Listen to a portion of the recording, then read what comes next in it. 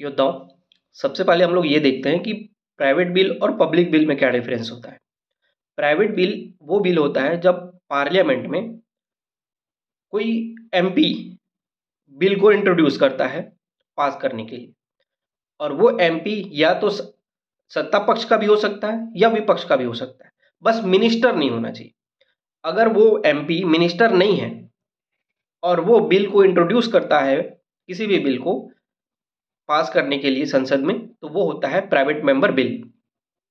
दूसरा बिल क्या होता है? पब्लिक बिल, गवर्नमेंट बिल या सरकारी विधेयक। इसमें क्या होता है, सरकार के जो मंत्री होते हैं, पर्टिकुलर मिनिस्टर, वो बिल इंट्रोड्यूस करते हैं। जैसे अभी 129th अमेंडमेंट जो था वन नेशन वन इलेक्शन के लिए, अर्जुन सिंह शेखावत उन्होंने पेश किया, वो मंत्री हैं और उन्होंने संसद में वो बिल पेश किया पास करने के लिए। और मंत्री ने जब बिल पेश किया तो वो बन गया सरकारी विधेयक। और जब किसी एमपी में चाहे सत्ता पक्ष का ही क्यों ना हो और विपक्ष का भी क्यों ना हो, जब किसी एमपी जो मंत्री नहीं है वो पेश करता है तो वो प्राइवेट मेंबर बिल कहलाता है। ये डिफरेंस एकदम क्लियर होना चाहिए। यहाँ पे जो प्राइवेट मेंबर बिल में सत्ता पक्ष का भी एमपी आते हैं, ये इंपॉर्टेंट है, ये आपको याद रखना था। और प्राइवेट मेंबर बिल के पास होने की चांसेस थोड़े से कम, बहुत कम होते हैं। और मिनिस्टर जब पेश करती है, गवर्नमेंट जब पेश करती है, सरकारी विधेयक के पास होने के चांसेस थोड़े से अधिक होते हैं। इसके बाद हम लोग थोड़ा साइंस देखते हैं। मैं आपको ये बताता हूं कि आप जो गैस सिलेंडर रखें हैं घर में, हम लोग गैस सिलेंडर में क्वेश्चन पूछता है कि इसमें कौन सा गैस है, सीएनजी में कौन सा गैस है, और लाइटर जो सिगरेट लाइटर होता है वो उसमें कौन सा गैस है, ये पूछा जाता है प्रोमिनेंटली कि ये बता दीजिए इसमें कौन कौन सा गैस है। तो थोड़ा सा इसको देख लेते हैं। आपके पास गैस सिलेंडर है और आपके घर के गैस सिलेंडर खत्म हो गया है, और आपकी मम्मी ने बोला कि चलो बेटा गैस खत्म हो गया है, सिलेंडर, नया सिलेंडर लगा दो। तो नया सिलेंडर जो भरा हुआ था वो थोड़ी दूर में था, आपने उसको अकेले उठा के लाए क्योंकि आप अपनी मम्मी को तकलीफ नहीं देना चाहते थे, और आपने उस सिलेंडर को उठा के लाए और थोड़ी दूर तक गैस में, फिर किचन में आए और सिलेंडर लगाया। इस बीच वो गैस इतना भारी था कि आपकी बीपी बढ़ जाती है। क्या बढ़ जाती है? ब्लड प्रेशर हाई हो जाता है, बहुत हार्ट बहुत तेजी से बढ़ने लगता है, शरीर में बहुत ज़्यादा प्रेशराइज हो जाते हैं हम लोग इतने हैवी वेट उठा के, तो बीपी क्या हो जाता है? बढ़ जाता है। तो आपने गैस सिलेंडर उठाया तो आपका क्या हुआ? बीपी बढ़ गया। तो बीपी से क्या हो गया? ब्यूटेन और प्रोपेन। ठीक है, तो आपका गैस सिलेंडर में हमेशा याद रखना क्या होता है? पहला ब्यूटेन होता है, उसके बाद प्रोपेन होता है, दोनों गैस होती है, लेकिन अधिक क्या होता है? ब्यूटेन अधिक होता है, प्रोपेन उससे कम होता है। ये चीजें आपको क्लियर होना चाहिए, बीपी एकदम क्लियर। उसके बाद सीएनजी की बात करें, कंप्रेस्ड नेचुरल गैस, इसमें क्या कंपोजिशन होता है? सीएनजी की गाड़ियां आती हैं, कार आते हैं, तो आपके पास एक गाड़ी थी सीएनजी की, आपके पास पेट्रोल वाला गाड़ी नहीं था, आपके पास सीएनजी वाला गाड़ी था। तो आपके सीएनजी वाले कार में आप जा रहे थे और आपको एक ऐसी जगह जाना था जहां का एड्रेस आपको नहीं पता था।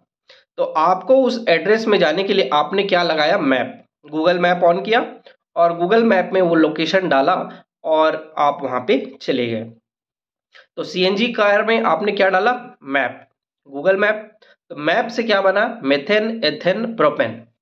तो आप एकदम क्लियर रहोगे कि सीएनजी में क्या होता है? सबसे ज्यादा मेथेन होता है, उसके बाद एथेन होता है, उसके बाद प्रोपेन होता है। Map, MAP। तो ये सीक्वेंस आपको एग्जाम में प्रीलिम्स में पूछा जा सकता है, तो एकदम क्लियर रहना, सीएनजी में मेथेन, एथेन, प्रोपेन होता है। और आपको गैस, वो जो सिगरेट लाइटर होता है, सिगरेट लाइटर में कौन सा गैस होता है बोलेंगे तो क्या होता है? ब्यूटेन होता है। तो वो एकदम क्लियर, उसमें एक ही चीज याद रखना, ब्यूटेन होता है। तो सीएनजी में क्या था? मेथेन, एथेन, प्रोपेन, यहाँ पे ब्यूटेन नहीं है, ये याद रखना। और जो गैस सिलेंडर है उसमें जो बदबू आती है, ब्यूटेन प्रोपेन तो होता है, लेकिन जो बदबू आता है वो ब्यूटेन प्रोटेन के कारण नहीं होता है, उसमें एक केमिकल मिलाया जाता है, इथाइल मरकेप्टान बोला जाता है।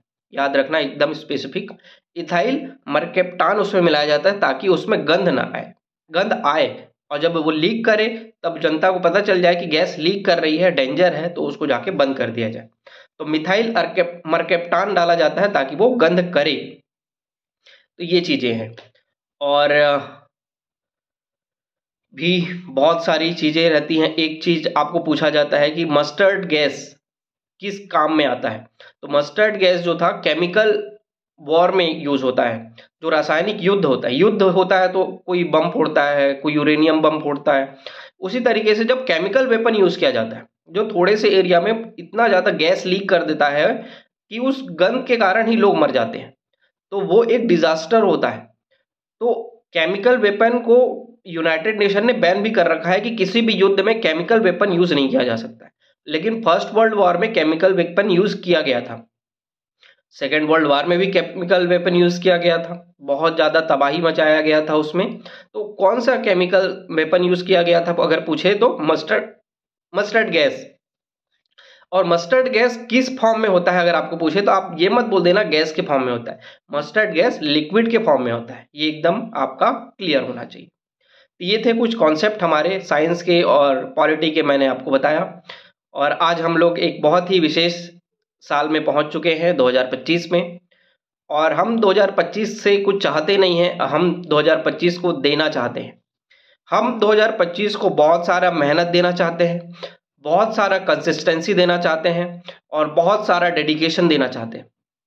हम इतनी पढ़ाई इस साल करेंगे कि 2025 हमको खुद ही बोलेगा कि लो तुम्हारे लिए गिफ्ट है, आपने इस साल मेरे को बहुत इंपॉर्टेंस दिया और आपने अपने अंदर इतना इम्प्रूवमेंट लेके आया कि आपको ये एक गिफ्ट है मेरे लिए, मैं आपको मेरी तरफ से एक पोस्ट आपको मिल रहा है। तो ये डेडिकेशन पूरे साल भर बना के रखना है। अभी आपका 1 महीना बचा हुआ है आपके प्रीलिम्स के लिए, उसके बाद 4 महीना बनेगा आपके मेंस के लिए, उसके 3-4 महीने बाद आपका इंटरव्यू का सेशन होगा। तो आपको इस साल पूरे इस एग्ज़ाम के लिए इन्वॉल्व होना है, और एक भी दिन आप अगर रुक रहे हैं तो आप पीछे जा रहे हैं, क्योंकि ये एक रेस है। आप रुकते हैं तो कोई आपसे आगे बढ़ जाता है, और जो ज़्यादा ज़ोर से दौड़ेगा, जो ज़्यादा लंबा दौड़ेगा, लगातार दौड़ेगा, वही जीतेगा। तो नए साल को बहुत अच्छे से करना है तो आपको आज हमेशा बहुत मेहनत करते रहना होगा। और हम सब ये प्रण लेते हैं आज के दिन कि 2025 को बहुत सारा मेहनत देंगे, तभी हमको 2025 बहुत कुछ देगा। और 2025 के साल के अंत में जब नवंबर में आपका रिजल्ट आएगा तो वो आपका हिसाब किताब होगा कि आप आज क्या प्रण लिए थे और आपको 2025 क्या देने वाला है। बहुत शुभकामनाएं और हैप्पी न्यू ईयर आप सभी को मेरी तरफ से।